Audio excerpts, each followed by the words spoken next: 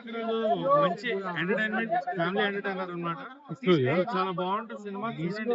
మనకేముంది వరుణ్ తేజ్ గారికి comeback film అని చెప్పొచ్చు. మంచి హిట్ కావాలి అని ఆయనే కాకుండా అందరు అభిమానులు ఎదురు చూసారు. సో హిట్ అయితే దొరికింది. అండ్ ఓవరాల్ గా సినిమా థియేటర్ లో చూసే ఫిల్మ్. బట్ వరుణ్ తేజ్ గారు సినిమాలో ఒక లెవెల్ దాకా తీసుకెళ్తే సత్య గారు ఆయన పెర్ఫార్మెన్స్ కామెడీ టైమింగ్ తో నెక్స్ట్ లెవెల్ కి తీసుకెళ్లారు. సో ఇంటర్వెల్ ముందు ఒక కామెడీ సీక్వెన్స్ ఉంటుంది. మామూలుగా నవ్వరు. థియేటర్ లో జనాలు అందరూ పడిపడి నవ్వుతున్నారు అనమాట. చెప్తున్నా ఇలాంటి సినిమా సూపర్ ఉంది. ఇలాంటి సినిమాను ఆదర్శించాలి.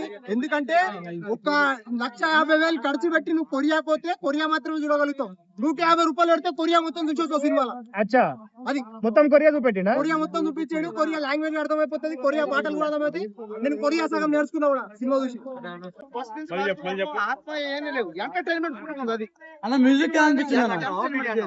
మ్యూజిక్ కొంచెం మిక్సింగ్ ఉంది అంటున్నారు, మీరేమంటారు? లాస్ట్ క్లైమాక్స్ లో ఉంటది నిజంగా. ఆత్మకి ప్రేతాత్మకి యుద్ధం అది చూడడానికి